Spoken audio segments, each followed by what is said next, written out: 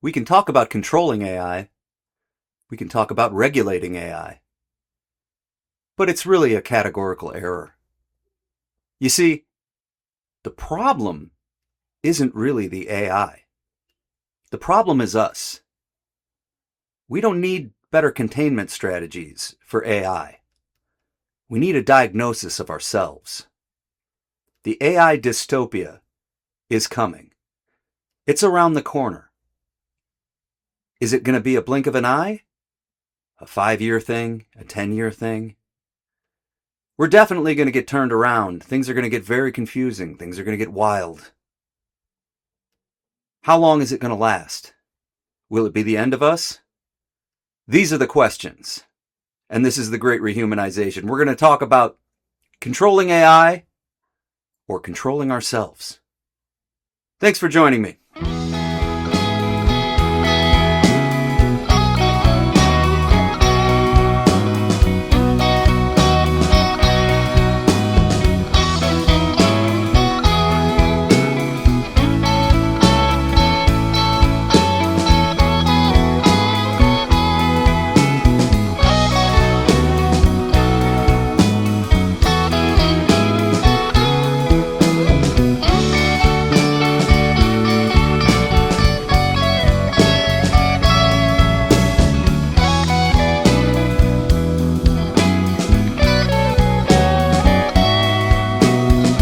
Okay, so what I'm talking about is how this talk about controlling AI, it just misses the deeper problem. We don't need better containment strategies for machines. We need a better diagnosis of ourselves. Put plainly, we can't control AI because we've never been able to control ourselves. Our moral condition in the coming years is more crucial than it's ever been.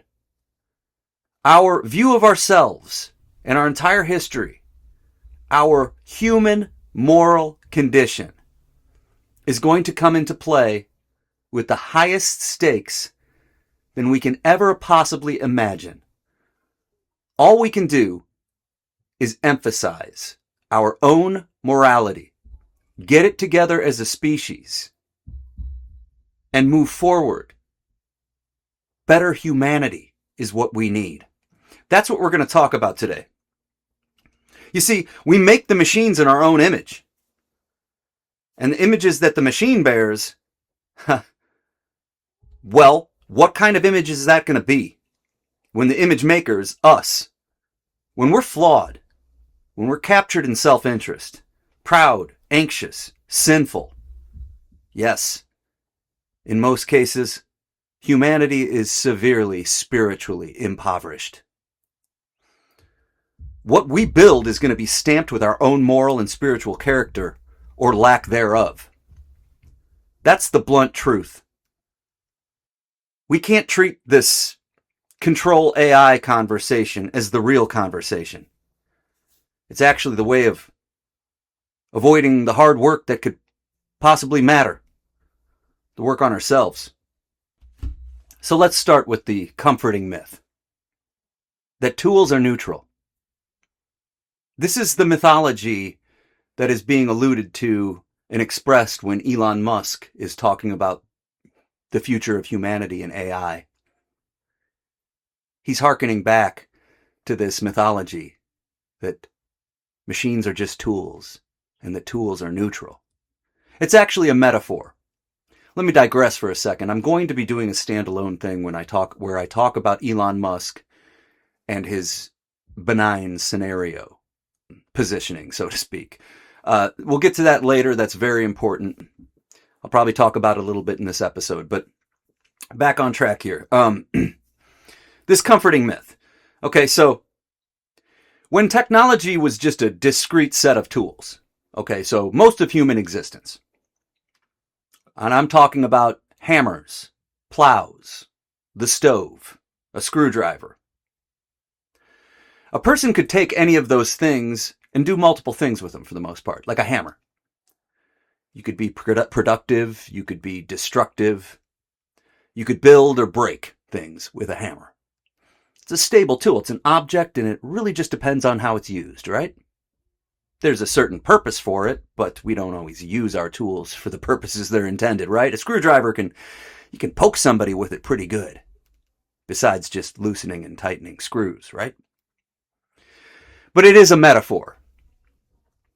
And we're going to talk about why that's a metaphor and it doesn't work.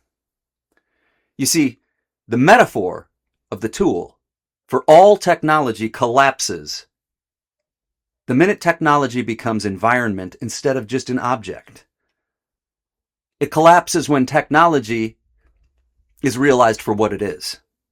An environment creating, well, world. Technology creates our world.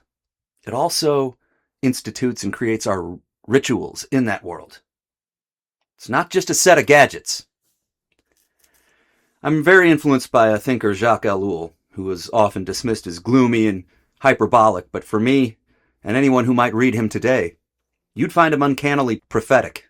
It's very prophetic, his work. But he's the one that really argued that technology, it becomes civilization's governing logic. And once efficiency and calculation are the dominant criteria of our world, human life reorganizes itself to meet those standards. A way of describing that is pretty simple. Technology creates the environment we are now in, and we adapt to that environment. Now compare that to the era, most of human history, of the stable tool, the discrete object, the hammer, the plow. Through most of our history, we've just been adapting to our natural environment and creating objects that we can use to manipulate and work within that environment. So if you look at evolutionary history, the human being and all life has adapted itself to, let's call it the world that God made, if you will, if you're a believer, or, just simply the natural world if you're not a believer. In real recent history of our species, right, we started creating tools that began creating the environment. Now it's really clear. We are in a world that we must adapt to. Okay, we adapt to a technological environment now. It's the reason we have a lot of anxiety and depression and, there's all sorts of things we could go on and on. For example, our own eyesight. Our eyesight developed to see a horizon. And now we push buildings in front of our faces. We shorten the depth of our perceptions just in the material world that we walk around in. And now more of us wear glasses. You see? Things we don't think about, we take for granted all the time. But once efficiency and calculation become the standard for how everything is done, it has a profound effect on human life. There are a couple of tools, quote unquote, that became world-making that we can talk about really briefly to get this idea down. Now remember, this is all about AI, so keep that in your head as I talk about these simple things that we all take for granted that we all know about. So take, for instance, the automobile. Now, Jacques Ellul, the philosopher I was just talking about, he talks about the automobile in the way all of us have grown to think of it and relate to it. But particularly when the automobile and the highways first started getting built, it was this symbol of freedom. We can now get anywhere. The distances are shorter. We have always really looked at the automobile as this symbol of mobility and therefore a symbol of freedom. But Ellul makes a really interesting point. He talks about Parisians in the city of Paris and when they go on vacation. And he says at the same time of year, every year, like clockwork, millions of Parisians get into their automobiles and they all drive south to the same exact place, clogging the highways, clogging the beaches once they get there.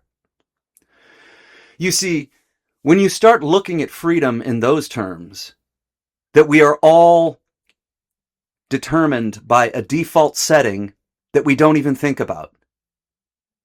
We're all going in the same direction. Then we have to ask, what kind of freedom is that? We're all in a line going in the same direction.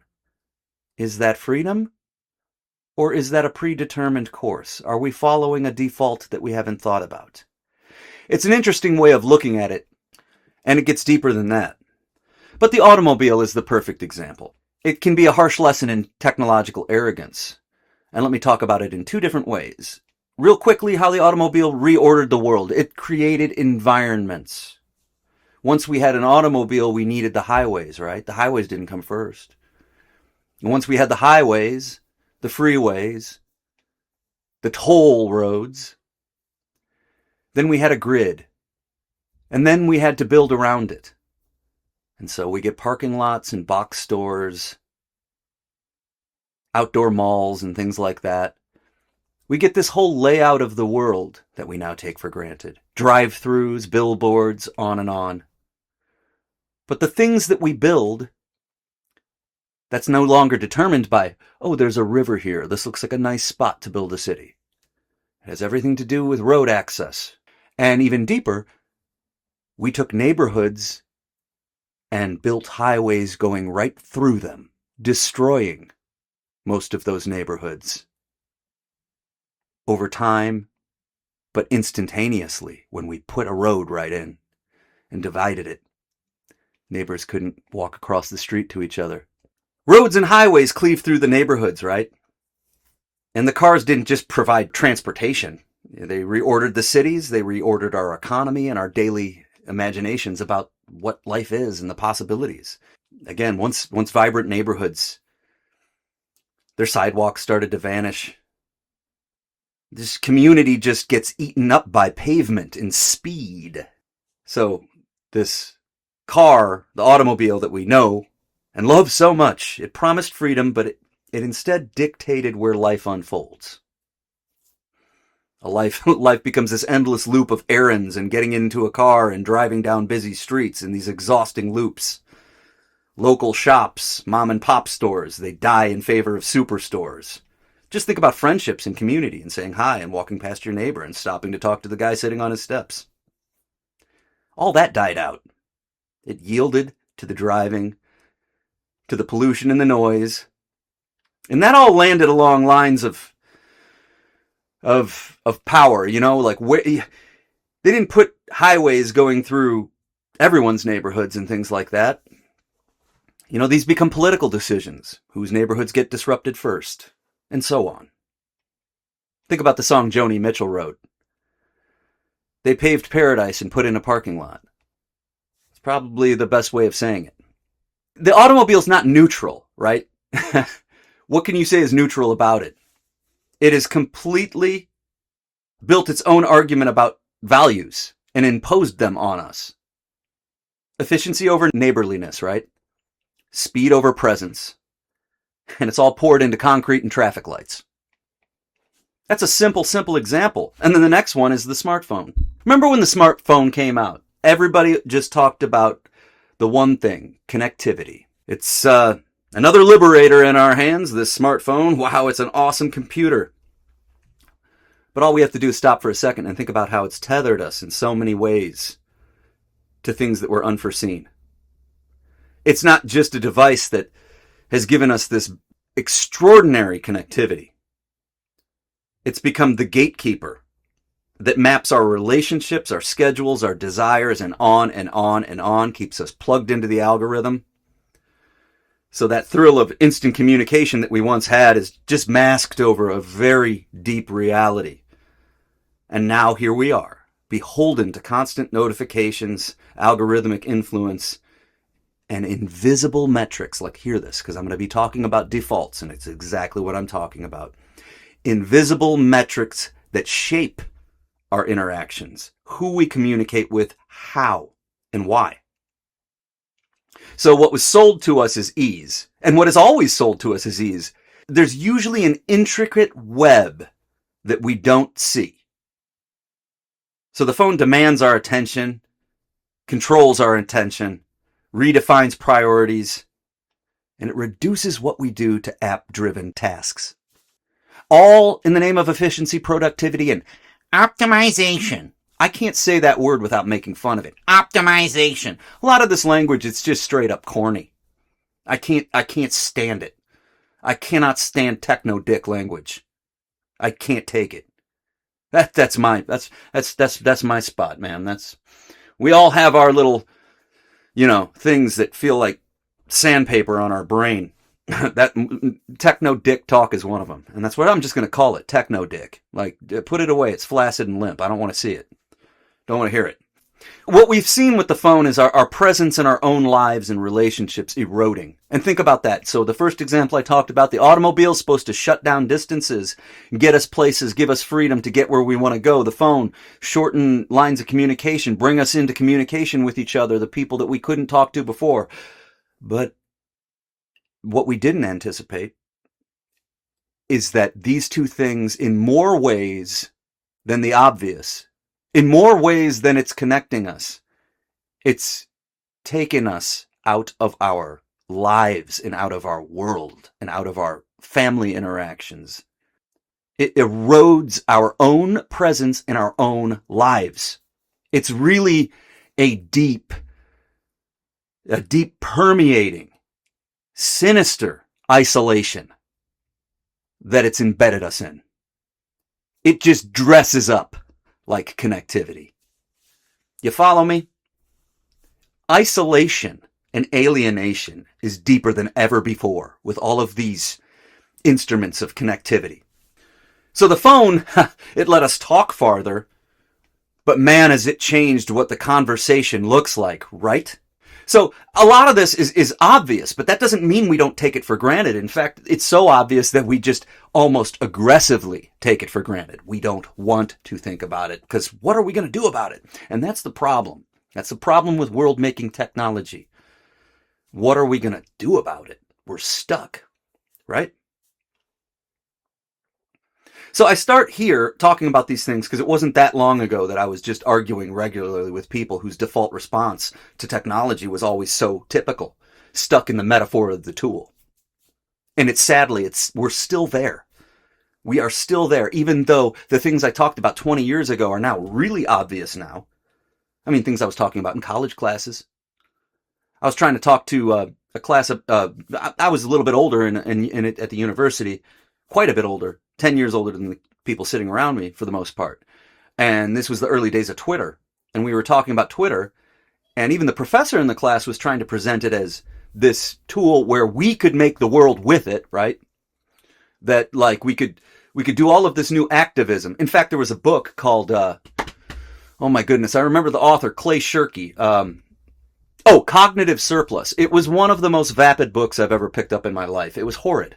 I'm sorry, Clay, that's the only way I could say it. So absolutely embedded in mythology around technology. I'll tell you the premise of the book real quick.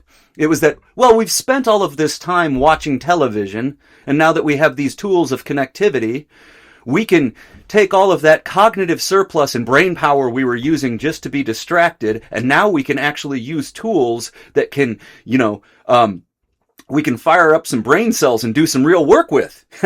We can even liberate countries with this stuff. I'm not kidding, it was that vapid. Like, it did not even occur to the guy to ask the most basic question before he started writing a book about it. And the basic question is this.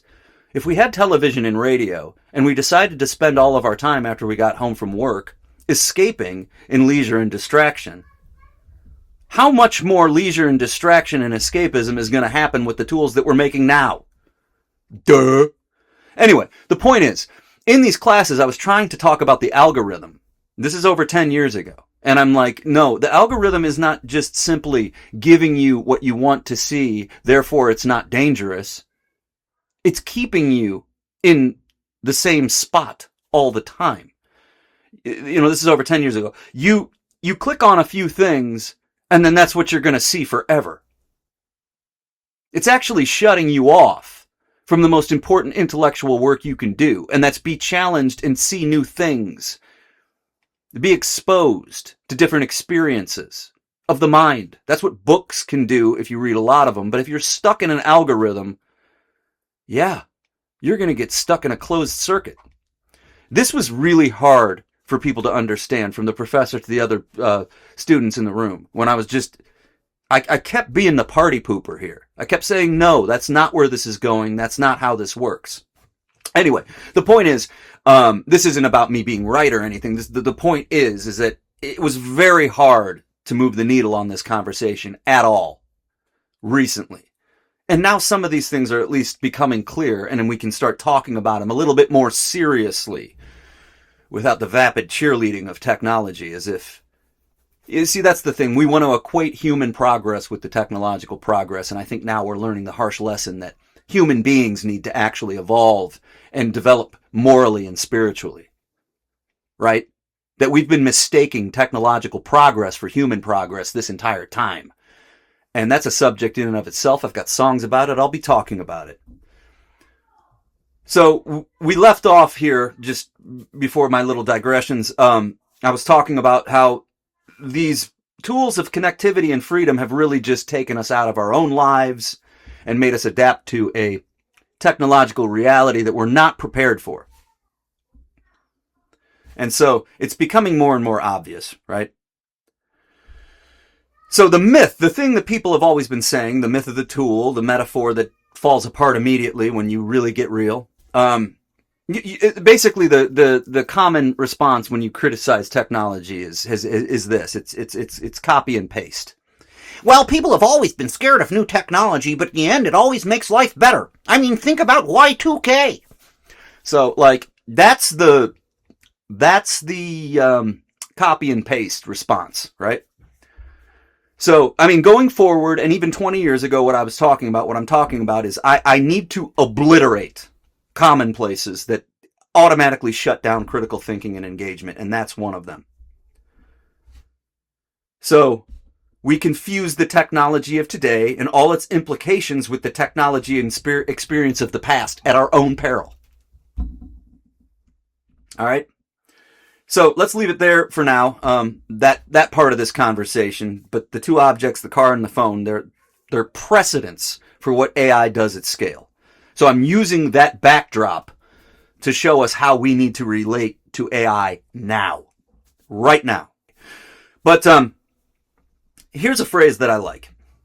Technologies don't merely serve us, they settle us in. And they do so in a most totalitarian fashion.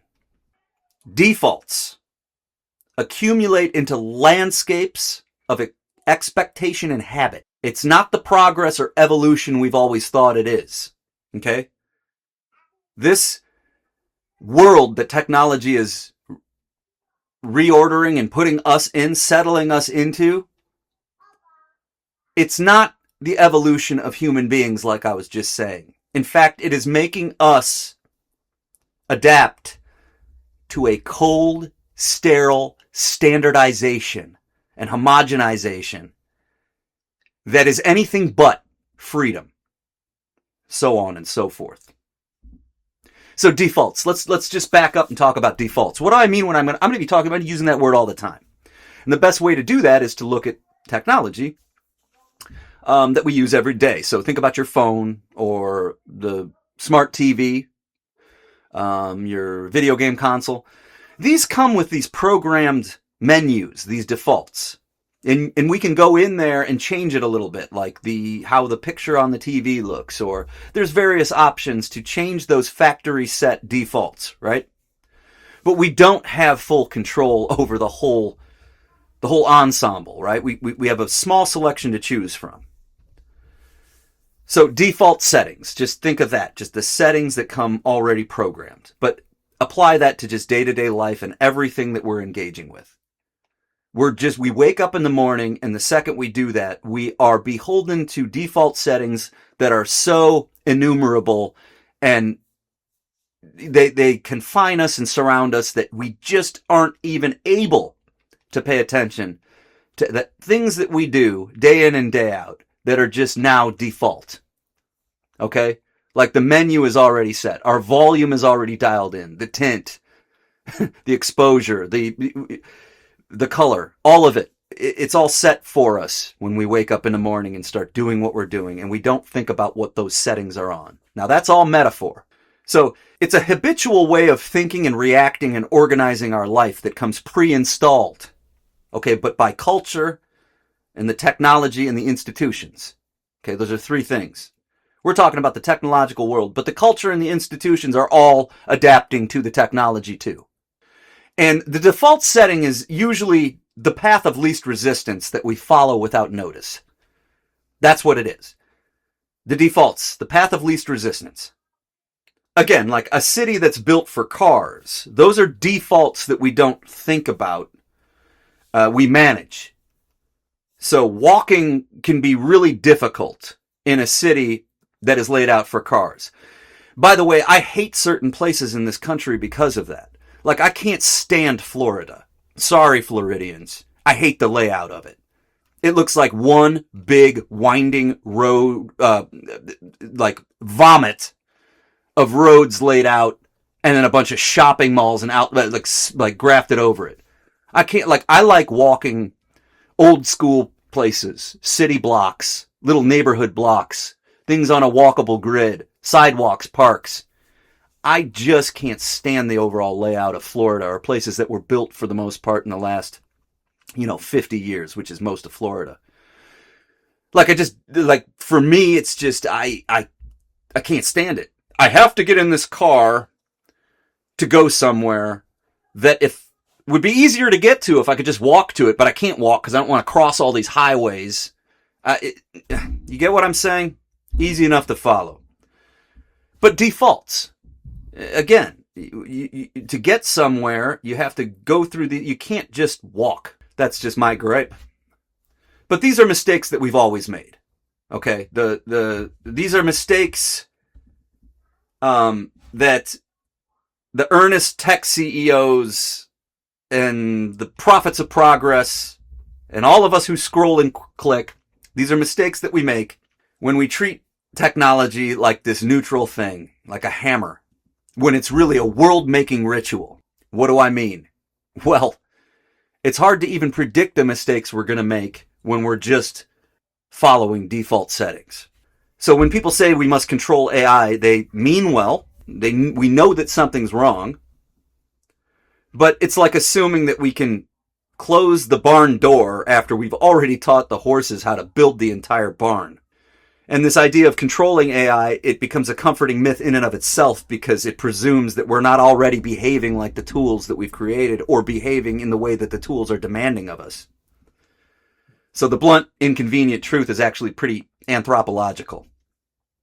We are governed by the reflexes and the incentives that are designed by the engineers and advertisers, right, whose jobs it is to monetize our worst impulses. That's some real talk.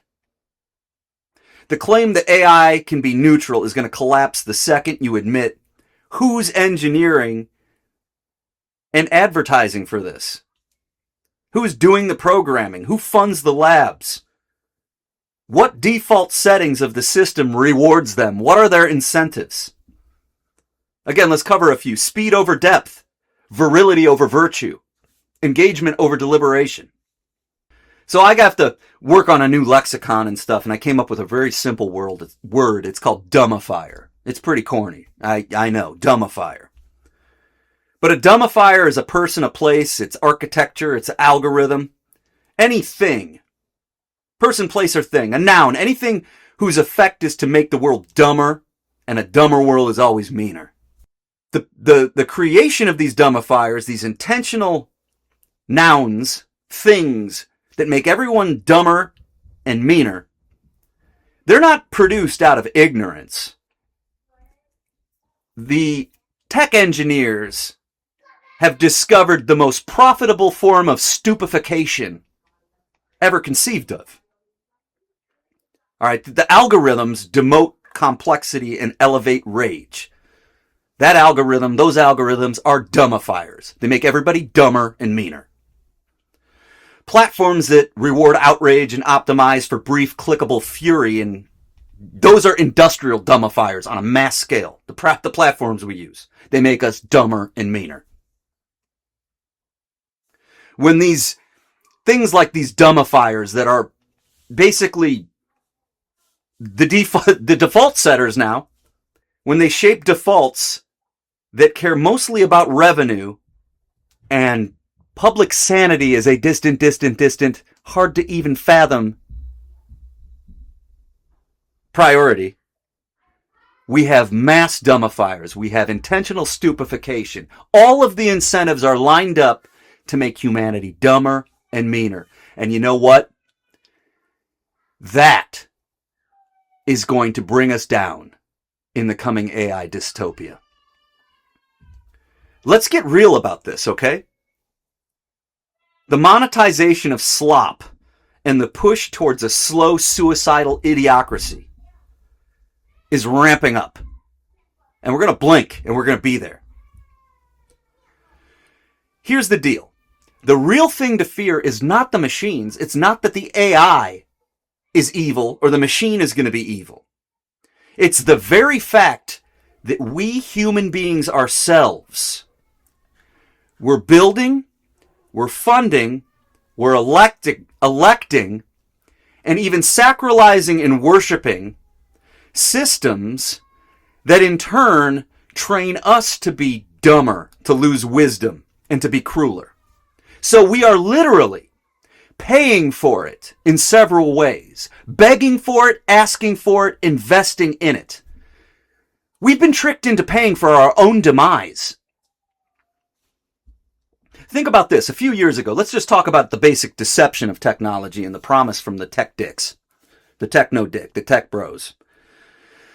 Let's just talk about the entire promise of technology that we've heard for generations now. You see, when I was a kid, I used to be able to go into the library in my elementary school and find books that were published in the 50s and the 60s. And these books showed a future in the 20th century where we'd be staying in underwater cities, underwater hotels, whole underwater cities. And, I think we've seen some of the underwater hotels. I think that's why I said that. But underwater cities, flying cars, world peace. Wow. The flying cars alone. These were supposed to be here 20 years ago by the prediction of these books, which means that the science was there and feasible and reasonable. Just don't ask Peter Thiel why that hasn't happened. He's trying to figure that out. We'll get to Peter soon. All right, Petey. So let's just talk about this for a second. This deception, the promise. Okay, and everything when you get into the technological reality, and then by extension politics and ideology, is a sentimental promise. It does not address the problems on the ground and the reality we face in the moment, ever. It's always a promise about the future. Really pay attention to that. Anytime you're facing a politics or an ideology or a technology, and they're talking about a way off, distant, possible, this is going to work out type of thing if we do that, bring the conversation home to where it's at now. What is actually happening now? How has that really worked for us now? It's a really important thing to ask, but that's a digression. Let me get to the meat of this here. 996, have you heard about it? Working from 9 a.m. to 9 p.m. 6 days a week. And these techno dicks are talking about it like it's some kind of a flex. Well, you better have the grind in you. You better get the grind culture down and forget about that work-life balance, because that's not going to get you ahead in the new technological future, buddy. You're going to have to just become an automaton and do this non-stop with absolutely no time for your family, to love people, to even get to know yourself. And that's a flex. I'm telling you the cold, hard truth, buddy. You better get into the grind culture. Hey, anybody who's saying that shit, I'll be real, fuck off. That's an absolute betrayal of all of the promises that technology has ever made for us. I'm not here for it. I'm here to smack that down. All right? We've built a world whose default settings are productivity, measurability, and speed. And then we call the critics like me doomsayers when they point out the mismatch between promise and reality. Well, 669, buddy. I've been right all along. I've been right for 20 years. And I don't say that again because it makes me... I'm really scared, to tell you the truth. We all should be. This keeps me awake. It's kept me awake, given me insomnia my entire life. I'm serious. And I can easily point at the mismatch between promise and reality every second of every day with glaring examples. And people are going to say, yeah, well, we were afraid of Y2K, weren't we? Yeah? Yeah. Blibber, blabber, blubba, blubba, blubba, shut up. I'm serious. 669. Shove that up your you-know-what. All right. So AI, what it does is it multiplies that default problem that I've been talking about. And it does it in two real brutal ways. Opacity and scale. Okay? So, scale. Scale because AI does not merely suggest what you want to buy or read, for example. It mediates the flows of all the informations and decisions across nations. I mean, increasingly is mediating these flows. AI, okay? So I'm just talking about scale. Across nations, everything we do, from the smallest to the largest. It influences what we see, the job candidates that surface. We've read about that a lot in the last 5-10 years now. The implementation of AI into the job searching and sifting through resumes and looking through keywords. It's been a disaster. No coming up generation has benefited from that process and that implementation. The only people that have benefited from that are people that are looking to cut costs and hire fewer people. Okay? But it's also done real damage because it doesn't, you can't gauge a job candidate's true qualifications by searching keywords in an application that encourages them to stuff with keywords. You see what I mean? You're basically looking for an avatar and hiring an avatar. You're not really getting to who that actual person is. You're training them how to pretend to be something to get sifted out. You follow me? It's absolute absurdity. And we just take it. We just say, oh, yeah, well, efficiency and metrics, it must be true. It must work to our benefit. Okay, so the job candidates. Neighborhoods. What neighborhoods get investments? The medical stuff. I was at a doctor's appointment pretty recently, and the doctor herself said to me, I can't type this word in because AI will not let me. So she could not formulate the correct differential diagnostic process and go about it because AI was putting her within a confine. Do you see what I'm saying? So our own doctors, any brilliance that they have, any ability to think critically, to assess something from multiple angles, to really do what is called differential diagnosis, is now completely run through AI for the most part. Our doctors have gone from becoming physicians to technicians. Physicians to technicians. Now extrapolate that across all professions and everything we know. Can artists just be reduced to simple technicians? Art's gone. It's dead if that's what it is. Do you see what I mean? So, also, it's the visibility of things. The clarity. So we have the scale, right? That I just talked about. It's everywhere in everything, and it's increasingly so, affecting every default setting in our world. But then there's its visibility. So the AI is becoming like the modern black box in our everyday life, operating in the background while it shapes the incentives and responses without a human in the loop. Or really soon, no humans in the loop at all. We're starting to see that. And most of us never see the actual levers at all. So what I'm talking about is enormous power and near invisibility combined. Power and invisibility. How are we going to track the defaults that determine what we're doing in day-to-day life when that power is so enormous and so unaccountable and can't even be seen? It's going to make all defaults real sticky and hard to contest. It's going to be hard to stay human. And we just cannot underestimate the moral contamination of, say, the men that own these companies. The creators, quote unquote. The people building these systems. They bring their ambitions, their blind spots, their appetites, and all their flaws to it too. We all know wealth concentrates, influence consolidates. A small number of these design cultures from the top down imprint all of these defaults on the rest of us. Put in plain terms, they're playing with human history. And they're doing it and they know it. And what they're doing is deciding, they're elevating themselves to the level of God. As gods. And really, I suspect that's how most of them see themselves. as divinely chosen to steer human. You know what? I'm just going to say it. I think most of them are Luciferian, involved in cults, and they would never tell us what they actually believe in, because we'd run them off the planet immediately. We wouldn't want them in our world and our lives. That's the truth. That's what I see. Anyway, we'll get to more of that, because I'm coming. I'm coming for the fat cats, and we have to just talk about what they really are doing and who they really are. So I really want to talk about that audacity and arrogance, blasphemous arrogance.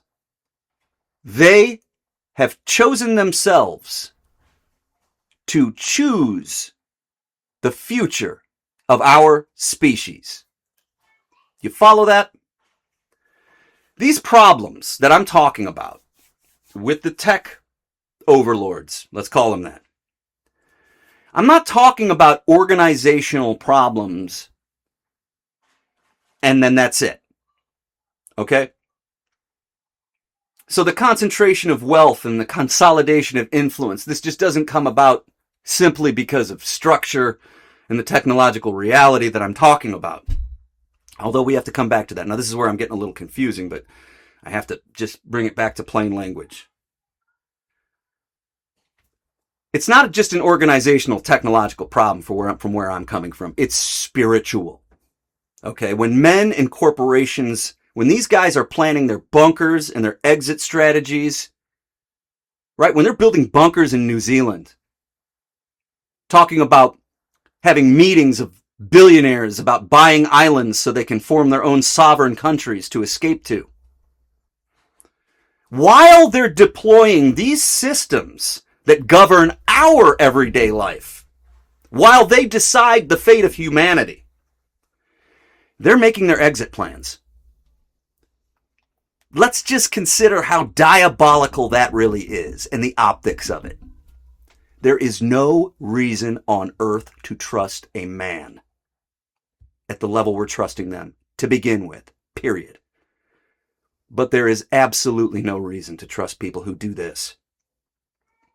What are they expressing if not a total and complete theology of exclusion?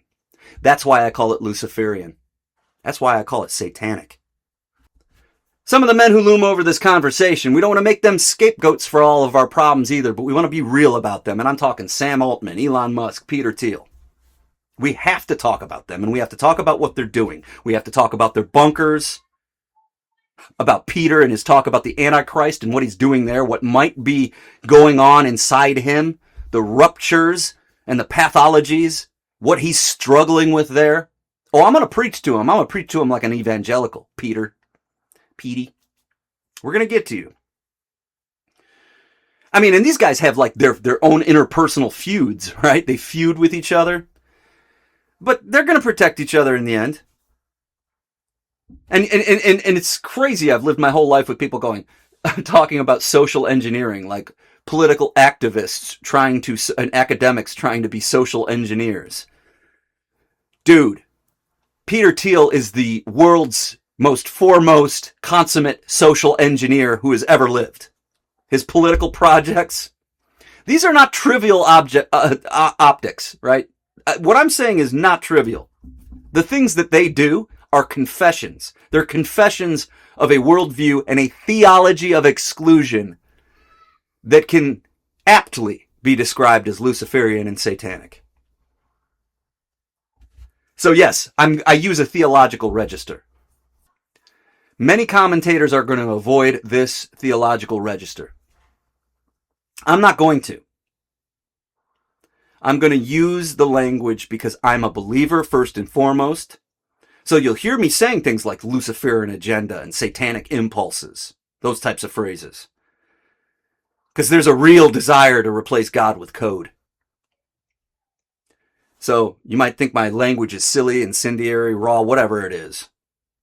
All right, but I think that the language of spiritual diagnosis from where I'm coming from cannot be ignored. We are making idols of progress. We have been. The idols are dangerous. I believe we're captured in sin and that sin is going to haunt whatever we create unless grace intervenes. So invoking God and angels and demons, the kingdom, if I throw out a call to be Christ-like. It's not a detour for me, okay? It's not a detour. And please take all of that stuff metaphorically, unlike the metaphor of the tool, which collapses in the world of our reality.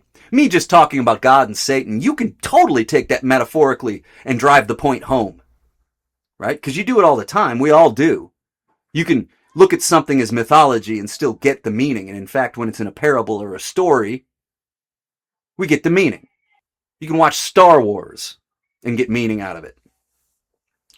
So please, if you're not a believer or an atheist, you're welcome to this table. I'm not here to condemn you or to preach to you. I'm here to talk about the world that we're in and the dehumanization, and from my lens. Anyway, I digress on that, but I'm not on the basic point that I'm going to use this register because I can't narrow my own moral horizon. So that's the frame that governs my work, okay? Simply put, control AI, regulate AI. It just misses the diagnosis. It misses the illness. It treats the symptoms, the machines acting out their own design logics, rather than the disease, which is us and our cultivated habits and our institutional compacts. The default settings that we decided upon that valorize speed, scale, and optimization. Our control language, it assumes this principal agent model that we are in command and that the machines obey, but it's so much more complicated than that, as I've hopefully made pretty clear. Again, it's a binary, it's a false one, that we are just the ones in command and that the machines obey, or that it's even possible anymore. The machines are shaping human motives. That's the way to put it. The machines are shaping our motives, our incentives. We're not in control. So when recommendation engines are rewarding outrage, and then in turn the editors of publications and any human being in the loop is then now selecting for sensationalism, when instant deliveries reshape all of our consumption habits, right? And urban planners build to accommodate logistics rather than community.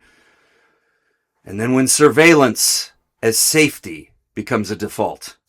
Trust is replaced by scorekeeping. So the machine is not merely in our hands anymore. It's weaving us into its habits as it weaves itself into ours. Essentially, we're making more efficient versions of the worst possible parts of ourselves.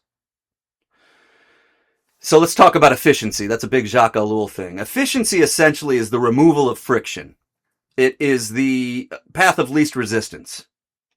But friction in our human reality, in our absolute spiritual human reality, friction is often the last check between our impulses and our actions. So when every friction is removed, right, we get faster delivery, faster opinions, faster monetization. Our moral muscle atrophies. And for decades and decades and generations now, we've been being told that essentially efficiency is progress. But again, our moral and spiritual life depends on friction, our waiting. Having to wait teaches us patience and gives us time to think and control ourselves. Being embarrassed makes us think about our actions and our behavior. Having to apologize. Little neighborly inconveniences. Sharing a fence with somebody. Raking your leaves so they don't blow into somebody else's yard. Small little things contain a lot of friction that shape us, shape our character, our moral character. We need the friction. We need to be challenged. We need to be uncomfortable. In a nutshell, friction enforces responsibility. And we are becoming increasingly irresponsible in every single way we can imagine. You know, what are some of the answers to this? I really think imagination and deep thought. And if the defaults are the problem, we have to figure out a way to make deep thought and imagination part of the remedy. You know, we need more friction. We need slow thought. I mean, what if there were algorithms that tilted us towards these things, towards depth? You see, but the problem is all the incentives that we've put into place already, because we've been so absolutely childish and petulant intellectually, and about one thing in particular: greed and scarcity. We've allowed greed to run amok. We've allowed it to run our world. The profit motive. That's what all this boils down to. It's a lack of wisdom in doing business, and a lack of wisdom in how we control it and regulate it. We've become sickeningly ideological in the wrong direction. Greed. Avarice and greed. So we've already embedded the incentives to create the horrible stuff, monetizing outrage and profitable stupefaction, as I was talking about. But what if? We got to keep those what ifs. What if, and I don't believe that regulators have to enforce everything. I want to create a culture that demands it. Right? You see, I'm pretty much an anarchist, and I don't mean somebody who's like advocating for chaos. When I say I'm an anarchist, what I mean is, I want to create a culture that is capable of voluntary cooperation and sees the wisdom in it. I don't want orders from the top down. I don't want to be under the boot. I think the state is dangerous. And the more techno it becomes, even the more so. Those are things I'll be talking about a lot going forward. I do think we need to talk about conditional possibilities. In other words, I'm not advocating for policies. Again, we're the problem. It's just not looking good, and it's really hard to think of a way to solve it other than we have to be really, really serious about our moral condition and who we are. So, brings us back to rehumanization, the theme of the show. Humanizing things, humanizing each other in each other's eyes. Love thy neighbor. Okay, so rehumanization, whatever we do, it presumes humility. We have to admit that the world we made in our image is going to mirror all of our vices unless we change ourselves, basically put. So, whatever we do, rehumanization, what I'm trying to do, it presumes a little bit of humility. It also presumes deep, abiding courage. Preferring wisdom to convenience requires courage in this world. Preferring sanctity of attention over shareholder return, it involves courage. I don't have the concrete maneuvers. Just these conditionals. If we have the courage to choose different defaults, maybe the machines will start following different rituals. It seems like that's a lost cause, to be honest. But we've formed liturgies and allegiances, and we've made technology sacred. We are worshipful animals, and that's where I come back to the spiritual aspect of it. The deepest defaults that we've created are not technical at all. They're moral. The deepest default of humanity is moral, and that default to me is sin, or if you're Buddhist, desire. It's the inclination to choose ourselves and our convenience over neighborly love, and that is what spirituality is all about. Changing that way of doing things. Becoming selfless. And any account that ignores these things is faint, futile, limp, flaccid, right? That's what I'm going to say. We have to look at the spiritual and moral register. Okay, we've taken spiritualism too, and replaced spirituality with it. So spiritualism to me is that monetized spirituality that tells you that you can be perfect if only you do the right things spiritually.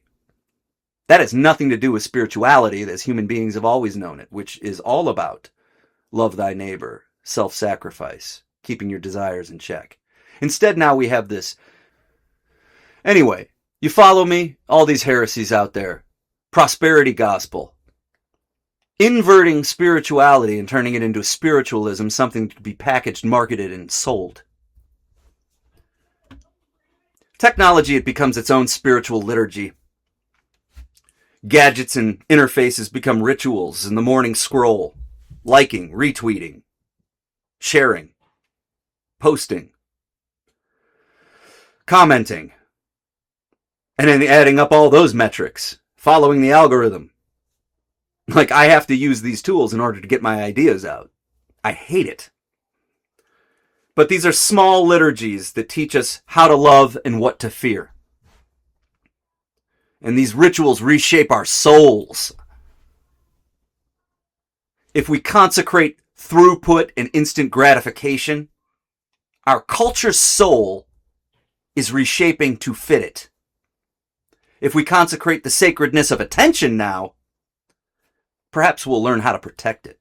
Rituals, they're not metaphor. They're the training regimes for our hearts. So let's talk about the ancient Greeks for a second. There's all this talk about Western civilization, and we need to get back to it and all that stuff. And it strikes me like a blow to the head how very few of these people talking about Western civilization know anything about it. But let's talk about the ancient Greeks and compare them to the Romans, just real quickly. But the ancient Greeks prized slow thought, philosophy, and skepticism. Skepticism, especially of raw technique. This skepticism invented a lot of our civic understanding. The idea of democracy. Romans, by contrast, they built it on an ethic of power, efficiency, and engineering. And we're far more Roman than we are Greek. And we've ceded too many of our formative practices to platforms that optimize for engagement, mirroring power, efficiency, engineering. Those things elevated over the Greek ethic. And this distinction is really important, I think. Especially, again, given that rhetoric I was just talking about of preserving and celebrating Western heritage. And that poor grasp of that heritage and how it's taught. So we need to recover some of that Greek part. That's what I'm saying. And the Greeks would not be impressed by this tech and this world we've created at all. Aristotle especially.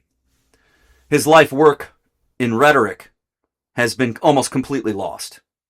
I mean, our standards of thought, debate, and argument are so low that we are becoming dumber and dumber exponentially when we add in the technology, the algorithm, and then our inability to handle basic logic, the most basic lines of logic, and talk about them. Discourse, rhetoric. These were all things that Aristotle taught about. Careful definition, context, audience, attention to those things, structured argument. I believe this stuff needs to be taught in kindergarten on, and we've completely abandoned it. Everything Aristotle taught is the exact opposite of the spur-of-the-moment, engagement-driven discourse that we are making ourselves stupider with. Making ourselves stupid, dumber, meaner, crueler. So, there are two temptations out there, and I started by talking about the dystopia.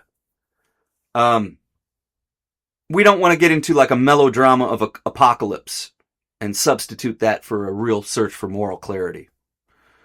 Okay? We don't want a cinematic version of the problem in our heads all the time, just killer robots and all that stuff. Although that's really important to wrap our heads around because that's where it's headed. The apocalypse is more about our moral apocalypse and how we've just completely dropped the ball. That there was so much potential and possibility. And we instead looked at the technology and celebrated it and saw all the progress there and confused it with our own. We confused the technological progress with our own progress. Conflated it completely. And that masked our brokenness. It masked who we really are. We've hollowed our institutions out. We've atomized our civic life. Our moral vocabularies have shrunk into just stupid market techno-dick talk. Techno-speak. Optimization, scale. And so, there's that temptation to see everything in this really surface level that I just described. And then, the other temptation is just the technological triumphalism. That we can just make better models and have more data and smarter engineers and magically fix all of this. Models cannot produce virtue. They amplify our motives, everyone. We have to talk about the dumbifier thing, that word, the noun, whatever it is that's purposefully being created to make us meaner and dumber. We have to find that in our lives and locate it and really, really, really fight those things. These techno rituals that we're in, the defaults, we have to really, really try to see them as they get harder to see. We have to reject this idea of neutrality. We have to question this supposed liberation of technology all the time. It's becoming easier and easier to do. But daily, we have to just ask ourselves a few things. What could go wrong? What rituals in our lives are training us to become the person that we are? It's about the questions. What could go wrong? What day-to-day things are making me dumber, less wise, and meaner? I'm not railing against invention either, okay? I'm not a Luddite.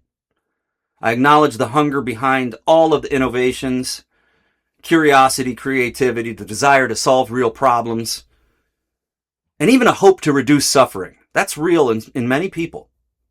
It's not all Luciferian. So there's a lot of noble impulses in the tech world. That does exist. Not enough, but it's there.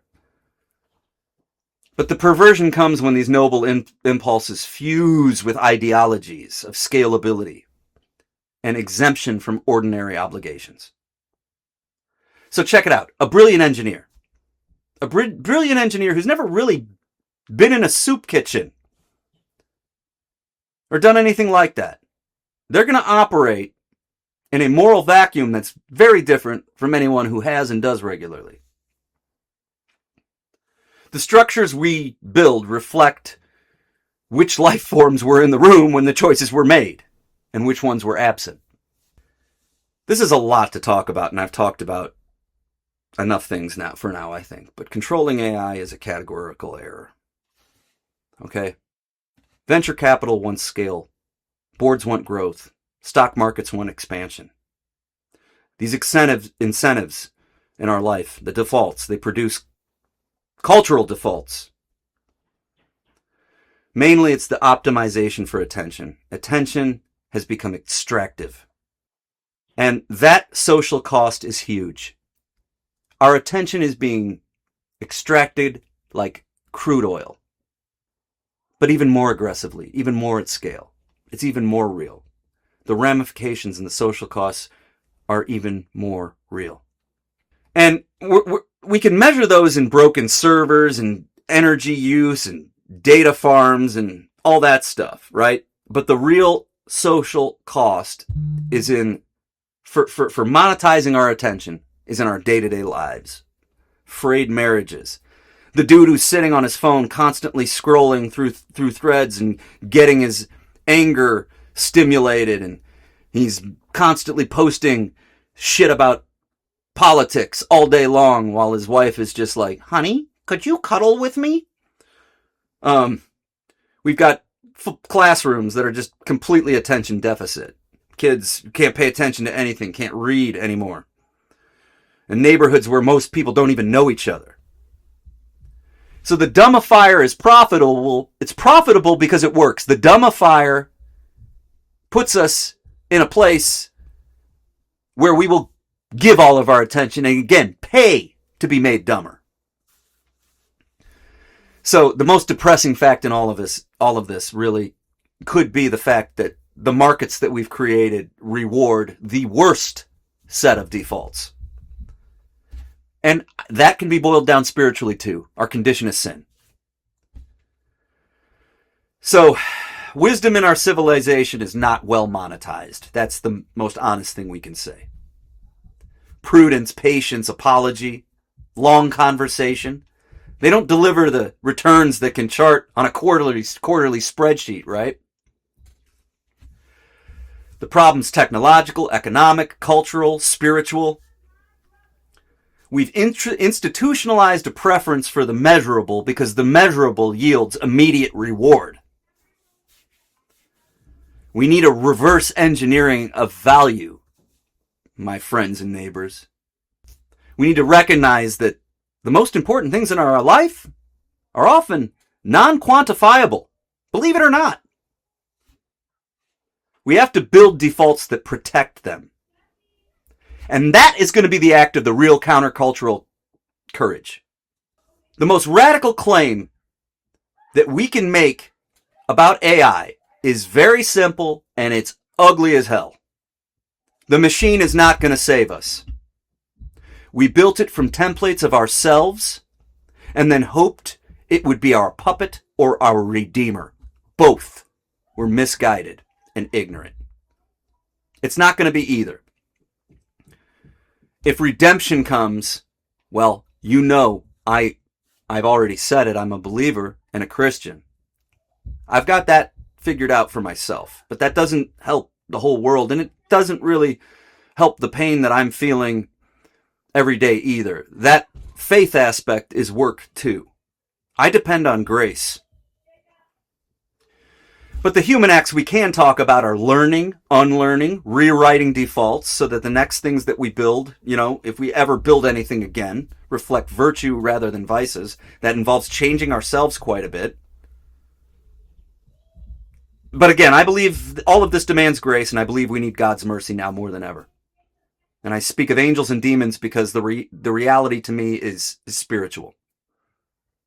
So there's that Luciferian impulse, the impulse to replace God with code and to build a new Babel out of server farms, basically. The language is going to get severe. I can't hold back on that scale, on that register. This is the great rehumanization. That's hyperbolic, right? It's about humanization. I just need to emphasize human, human, human. What does it mean to be human? What does it mean to be flawed and broken and captured and in this together? Because we're in this together. And that, my friends, is what we really need to understand, and understand it now. Because the AI dystopia is coming. A massive disruption in how we view everything is right around the corner. And we have to lock arms, get at eye level, handshake level, open each other's hearts to each other, toughen up our minds a little bit, and get together. Our humanity is what will keep us okay through the coming challenges ahead. And God is only going to grant us the grace if we recognize the humanity in each other, that we were all created in God's image. I believe that's a precondition. These defaults keep accumulating, our rituals are deepening, and our habits are calcifying, but we still have to keep at this. If we want one stubborn posture to take that I will advocate for, we have to treat attention as more sacred than technique. We need to treat it as a sacred and scarce thing. We need to protect it. We need to teach children that distraction is not merely an inconvenience. It can ossify and become a civic wound. We have to refuse to consent to interfaces that extract attention without adding value. Let me pound the table on this again. In all of this, all of the defaults that are setting the course, and we're funding and paying for these dumbifiers to make us dumber. We are absolutely paying for it with our attention, with our funding, with our money, with our livelihoods, the cost of broken relationships. We're paying for it in so many ways. And it's not adding any real value to our humanity and to our day-to-day humanity at all. It is stripping it. So, I'm talking about honoring the small friction in our life, the frictions that form character, that build character. I'm not advocating any policies. I'm advocating for daily practice, deepening our humanity. And that is not heroic for venture capitalists, is it? It's boring, it's stubborn, but it's political in the truest sense, while I avoid the political surface talking points altogether. This, what I'm talking about, is real. And we're going to fail. We have to rely on that grace, okay? But simply put, we need to rehearse humility, teach children what attention costs, Resist the defaults chosen for us. Find them where we can when it's becoming increasingly harder to find them. Refuse the dumbifiers that are monetized and forced on us, and stop paying for it. Always ask, what will this cost? What could go wrong? And then I'll close with my closing taglines that I always use, which come from faith, which come from Jesus Christ. Be the salt of the earth. Be the light of the world. Be a sheep in a world of wolves. Do not conform to the patterns of this world, of this age. Be transformed by the renewal of your mind. Be wise as serpents, harmless as doves, which is to say, be tough-minded. Strengthen your mind. Become a better thinker, a better reader. Work at understanding. Make yourself uncomfortable in your thoughts. Challenge your own thoughts. And also, keep an open heart. Don't be hard-hearted. And love thy neighbor, which is hard to do when we don't love ourselves. Pray. Always look up. This is the Great Rehumanization. More to come. Thank you for joining me. What we have at stake. I blur distinctions of us and them. I don't know anyone deserving all the blame. I'm the problem, you're the problem. One conclusion can only remain.